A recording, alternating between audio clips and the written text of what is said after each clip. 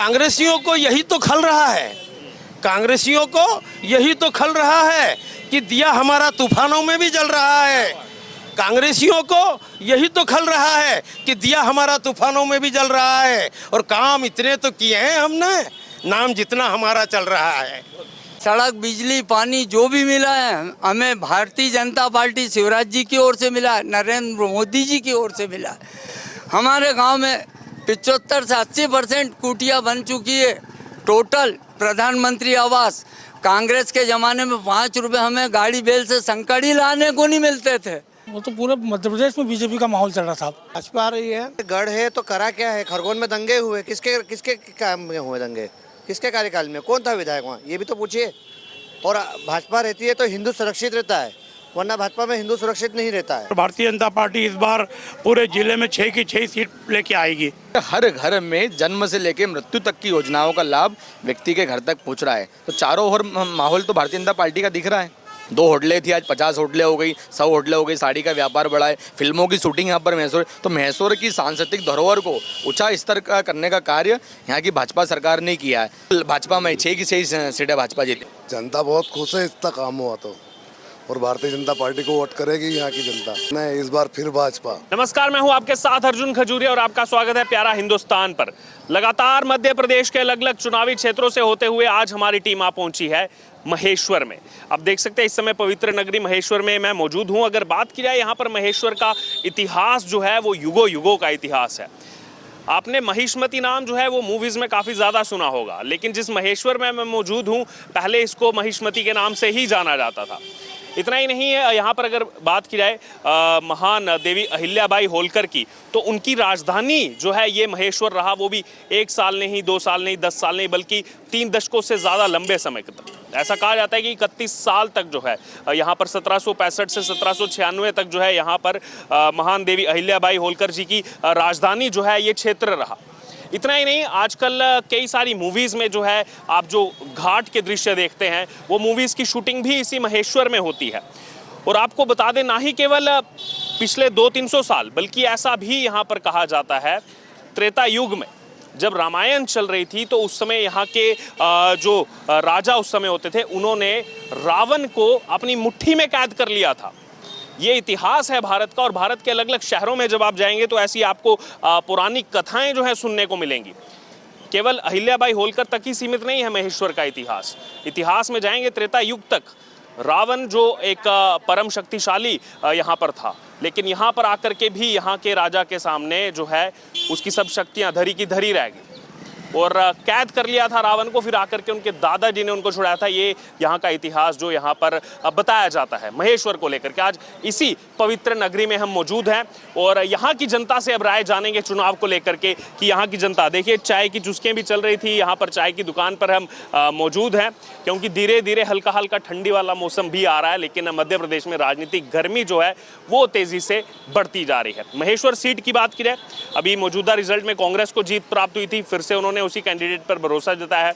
और खरगोन जिले में ये महेश्वर पड़ता है, जहां की अगर बात की जाए महेश्वर की, और महेश्वर के साथ साथ बाकी जो यहाँ पर 5 और विधानसभा सीटें, कुल 6 सीटों में से 5 पर मौजूदा समय में जो है कांग्रेस को जीत प्राप्त हुई थी, 1 पर निर्दलीय को जीत प्राप्त हुई थी। इस बार यहाँ की जनता क्या कहती है, इस बार किसको जिताना चाहते हैं, आइए सीधे इस पवित्र नगरी महेश्वर के लोगों से बात करते हैं। जी, आपका क्या नाम है? मेरा नाम दिलीप काले। दिलीप जी, वो बता रहे कवि भी हैं आप? हाँ जी, कवि हूँ। तो सुनाइए, कुछ पंक्तियाँ सुनाइए। कुछ चाहता हूँ कि अगर मैं महेश्वर में रहता हूँ तो महेश्वर की साड़ी को विश्व भर में प्रसिद्धि मिली है, तो यहाँ के लोगों के बारे में कहना चाहूँगा कि ताना बाना बुनकर परिश्रम का तार तार देते हैं। ताना बाना बुनकर परिश्रम का तार तार देते हैं और महेश्वर के कलाकार तो साड़ी पे किल्ला उतार देते हैं। हमारी महेश्वरी साड़ी पूरे विश्व भर में प्रसिद्ध हुई और प्रसिद्धि का इसका कारण भी रहा 2008 के बाद से जो भारतीय जनता पार्टी आई, उसके बाद महेश्वरी साड़ी को प्रसिद्धि के लिए बहुत से प्रयास किए गए। बुनकरों को बैठकें लेकर कई विकास कार्यों की उनको सौगात बीजेपी ने दी। अच्छा, जैसे आपने साड़ी का तो जिक्र किया, लेकिन महेश्वर के जब हम इतिहास पर जाते हैं तो अहिल्याबाई होलकर जी से लेकर के त्रेता युग रावण का भी इतिहास जो है यहाँ से जुड़ा हुआ है, तो उस पर भी कुछ पंक्तियाँ हैं, कुछ सुनाना चाहेंगे? ये पंक्तियाँ तो नहीं है, लेकिन इतना मालूम है कि रावण ने एक बार यहाँ पर अपनी, तो वहाँ पर यहाँ आए थे तो सहस्त्रबाहु ने उनको यहाँ पर कैद कर लिया था, जो मंडल खो के नाम से मशहूर है। और वहीं पर शंकराचार्य और मंडन मिश्र का शास्त्रार्थ भी हुआ था। यानी कि अपने हिसाब से देखा जाए तो एक धर्म नगरी, पवित्र नगरी, सब इतिहास जो है यहाँ से जुड़ा हुआ है। कुछ चुनाव चल रहा है, चुनावी कुछ सुनाना चाहेंगे आप? किसके साथ है? पहले तो ये बताइए किसकी सरकार आने वाली है? मैं चाहता हूँ कि देश में प्रधानमंत्री मोदी जी रहे और सरकार हर क्षेत्र में भारतीय जनता पार्टी की बने, क्योंकि ज़रूरी है साहब। क्योंकि हमने देखा, मेरे ख्याल में मेरी 63 साल की उम्र है, 63 साल की उम्र में मैंने चुनावी मुद्दे बहुत से देखे हैं। उस वक्त जनसंघ वगैरह हुआ करती थी, जब मैं मतदाता पहला बना उस वक्त पहले, तो उस वक्त सड़क, पानी और बिजली 3 मुद्दे हुआ करते थे। लेकिन 2008 के बाद सड़क, पानी और बिजली के मुद्दे को भारतीय जनता पार्टी ने एकदम समाप्त कर दिया और सबकी आवश्यकताएं पूर्ति कर दी।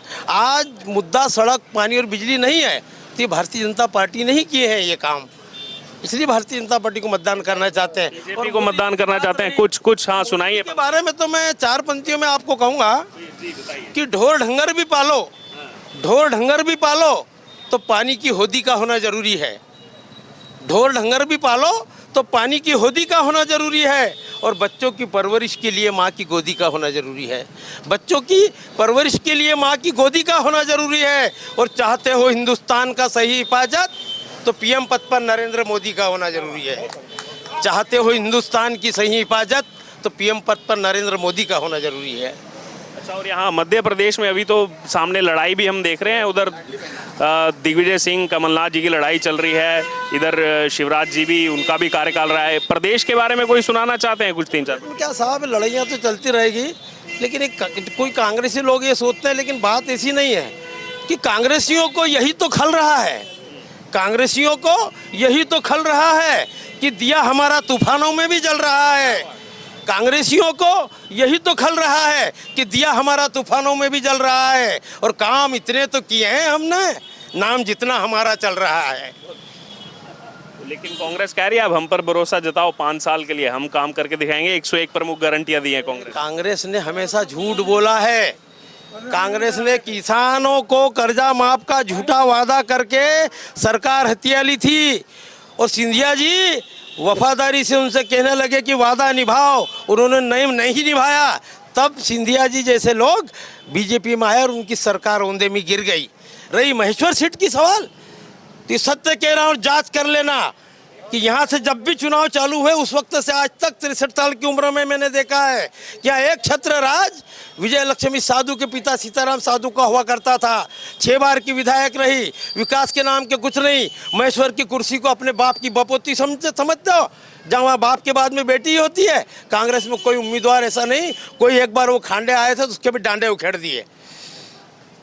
तो एक के चल रहे हैं पिछले कि परिवारवाद नहीं होना चाहिए। और हमारे राजकुमार मेव जी जब एक यहाँ विधायक बने थे, पूर्व में चौपाल लगा कर जनता की समस्या का समाधान किया। और महेश्वर का एकमात्र विधायक राजकुमार मेव है जिसके जनता के पास मोबाइल नंबर से है। आप 10 बजे 12 बजे रात को फ़ोन लगाओ तो फ़ोन कॉल उठाता है और आपकी समस्या को पूछता है। कांग्रेस वाले जो विधायक रही, नंबर ही नहीं साहब, हमको तो मालूम ही नहीं कहाँ कौन सा नंबर है। अभी 5 साल पहले यहाँ से जीत के गए ना, जीत गए। अब जनता ये कह रही कि जीतने के बाद सूरत कहाँ है? अच्छा, दिखा ही नहीं, चांद नजर नहीं आता, चांद नजर नहीं आता। तो जनता के बीच जुड़ा होना चाहिए। हारने के बाद भी राजकुमार मेव जी इस क्षेत्र से जुड़े रहे हैं। गांव-गांव सुंदरकांड करवाना, कांवड़ यात्रा से जुड़े रहे। कोई भी समस्या उनके ना विधायक होने पर भी हम लेकर जनता लेके जाती थी। लोग कहते हैं साहब कि जाओ तो भैया अपना काम करते हैं, तो जनता तो अपना छोटा मोटा काम चाहती है। जनता अपना काम चाहती है। और भी लोग हैं, उनसे भी एक क्विक रिएक्शन लेना चाहेंगे। सबसे आप बताइए, आपका क्या नाम? दिलीप सोनी मेरा नाम भी। दिलीप सोनी जी, आपको क्या लग रहा है माहौल? माहौल पूरी तरह से भारतीय जनता पार्टी के पक्ष में ही जाएगा। क्यों जाएगा? कारण क्या कि एक तो हमारे प्रत्याशी का जो स्वभाव है, वो स्वभाव बिल्कुल इतना सरल स्वभाव है कि उसके सामने वाले प्रत्याशी कहीं नहीं लगता है। 24 घंटे सबके लिए उपलब्ध है, वो हमेशा उपलब्ध रहते हैं। और मानसिकता भी बहुत अच्छी है, सहज सरल, हर वक्त उपलब्ध है। इसलिए जहाँ तक है भारतीय जनता पार्टी ही आएगी। अच्छा, क्विक एक रिएक्शन ले लेते हैं सबसे, आपको क्या लग रहा है? भैया हमारे राजकुमार मेव जी जो हैं वो हम गरीबों के हितैषी हैं, मिलनसारी हैं, ज़मीन से जुड़ा हुआ नेता है। साथ ही हम गरीबों को रात के 12 बजे भी एमवाई हो, बॉम्बे हॉस्पिटल हो, टी चोइत्राम हो या अन्य हॉस्पिटल हो इंदौर का, तो रात के 12 बजे नहीं 2-2 बजे मेरी खुद की बच्ची को मेरी बच्ची को, मैं ग्राम मलक्षाखेड़ी का निवासी हूँ, मनोहर पिता बाबूलाल मेरा नाम है। यहाँ एमडी डॉक्टर शर्मा है 8 किलोमीटर पे, शर्मा जी, उन्होंने बोल दिया था कि दादा ये 4000 का इंजेक्शन 2 घंटे में आप अपनी बच्ची को एमवाई पहुँचा दो, वरना ये बच्ची बचेगी नहीं। तो मैं राजकुमार जी का किस तरह से धन्यवाद करूं, किस तरह से उनके गुण गाऊं कि 44,000 के इंजेक्शन लगवाए और 7 दिन आईसीयू में मेरी बच्ची रखी। उसके बाद भी 7 दिन के बाद भोजन व्यवस्था मेरे रिश्तेदारों की, मेरी सबकी करने के बावजूद भी आखिरी गाड़ी करके घर तक पहुंचाया। तो इस इंसान का एहसान हम कैसे भूल सकते हैं। मेरे गांव में 65 घर के आदिवासी हैं, 65 घर के, एसटी एससी के लोग 65 घर के हैं, पर उसमें से 15 घर की ऐसी बीमारियां थी जो परमात्मा भी बचा नहीं सकता था। उन बीमारियों से पूर्ति करके उनकी बीमारी हटवा के भाई राजकुमार मेव जी ने उनको सुरक्षित अपने घर तक लौटाया। और आज भी अभी मेरे छोटे से गांव में 310 मत हैं, 41,03,000 की पानी की टंकी नल जल योजना में अभी पद पे तो नहीं है, फिर भी उन्होंने ये कार्य करवाया कि हम 25 साल पुरानी बात को लेकर उनके सामने गए कि भैया जल तो जीवन है, हमें सबसे पहले जल चाहिए। तो उनने 6 तारीख को ये भूमि पूजन हमारे सांसद महोदय गजेंद्र पटेल की ओर से भूमि पूजन हो। जो विधायक कांग्रेस से चुनकर के आए उन्होंने नहीं कराया, उनने कुछ भी आज तक 70 साल हो गए। सीताराम साधु 1922 में था, पहला विधायक यहाँ से चुन के भेजा था। जामली कुटगुल का रहने वाला था, मेरी आयु 74 वर्ष की है। कुटगुल जामली उधर खरगोन के पास का निवासी था, यहाँ का मूल निवासी नहीं है सीताराम साधु। उसकी औलाद यहाँ की मूल निवासी है, पर वो नहीं था। ये सारी देन जो हुई है, सड़क बिजली पानी जो भी मिला है, हमें भारतीय जनता पार्टी शिवराज जी की ओर से मिला है, नरेंद्र मोदी जी की ओर से मिला है। हमारे गांव में 75 से 80% कुटिया बन चुकी है। टोटल प्रधानमंत्री आवास, कांग्रेस के ज़माने में 5 रुपये हमें गाड़ी बैल से संकड़ी लाने को नहीं मिलते थे, हम वंचित थे संकड़ी लाने से। और आज उनकी ये देन है मोदी जी की और शिवराज जी की और हमारे भाई साहब राजकुमार मेव जी की कि लगत प्रयास उनका जारी रहा। वो पद पे थे तो भी, आज न है तो भी, और अच्छे मतों से हम विजय करके और मैसर तहसील का विकास करवाएंगे। और वो हमें पूर्ण तरह से 101% भरोसा है कि राजकुमार मेव ही एक ऐसा बंदा है जो पूरी विधानसभा महेश्वर की उद्धार कर सकता है, इसके अन्यथा सब बकवास है। जी आपका क्या नाम? प्रेमचंद गुप्ता। प्रेमचंद जी, आपको क्या माहौल नजर आ रहा है यहाँ? वो तो पूरे मध्य प्रदेश में बीजेपी का माहौल चल रहा साहब, तो यहाँ भी मेरे में बीजेपी का माहौल है और 101% बीजेपी यहाँ सीट जीत रही है। कांग्रेस तो मान के चल रही है, पिछली बार भी जीते थे कांग्रेस तो माने साहब, जो उम्मीदवार जीतने के बाद यहाँ से भोपाल चले जाए, यहाँ मिले नहीं लोगों को, तो अब वो मानने नहीं मानने में उसका हम क्या कर सकते हैं। वो उनकी वो लड़ रहे हैं तो मानेंगे ही, वो तो जीत रहे हैं। बाकी हमारा उम्मीदवार बीजेपी का उम्मीदवार जो है वह, क्योंकि वो आदमी से व्यक्तिगत संबंध है उस आदमी के, कोई ये संबंध नहीं, व्यक्तिगत एक दूसरे से संबंध है उनके। क्या घरों पारिवारिक संबंध, मतलब वो राजनीतिक संबंध नहीं रखते, पारिवारिक संबंध है उन लोगों के। जिनके घर भी गए उनके घर तक के उनकी पहुँचे, बराबर उसके सुख में दुख में शामिल होते हैं। आप छोटा सा निमंत्रण दीजिए कि भैया हमारे यहाँ कार्यक्रम है, तो इंदौर से उनका पारिवारिक कार्यक्रम छोड़ के हमारे यहाँ लोगों के कार्यक्रमों में आते हैं। पूरे खरगोन जिले का क्या लग रहा है? खरगोन जिला साहब अब एक बार हो गया है 2017-18 में, बाकी अब तो बीजेपी में पूरा होगा खरगोन जिला पूरा। आपको क्या लग रहा है? सर मध्य प्रदेश में भाजपा आ रही है। वो कांग्रेस के सीताराम साधु विधायक थे, उस समय महेश्वर में शुगर मिल और सूत मिल खुली थी, जमीन अलॉट हो गई थी और चालू होना थी, लेकिन सुभाष यादव ने उसको बोरा में खरगोन ले गया, तो महेश्वर के बेरोजगारों की संख्या बढ़ा दी और महेश्वर में कोई रोजगार का साधन उपलब्ध नहीं करवाया। वो कांग्रेस की नीति रही है कि महेश्वर के लोगों को बेरोजगार रखो, वो लाइन में लगाए रखो। तो कांग्रेस को यहाँ से कोई विधायक नहीं चुना जाना है। आपका क्या नाम है? अनुभव कुमार जैन। भाजपा की सरकार बन रही है, निश्चित हम 150 प्लस सरकार आ रही है हमारी भाजपा की। क्योंकि कांग्रेस मान के चल रही है तो पूरा गड़ा है हमारा, पिछली बार 6 में से 5 सीटें। नहीं, गढ़ है तो करा क्या है? खरगोन में दंगे हुए, किसके किसके काम में हुए दंगे?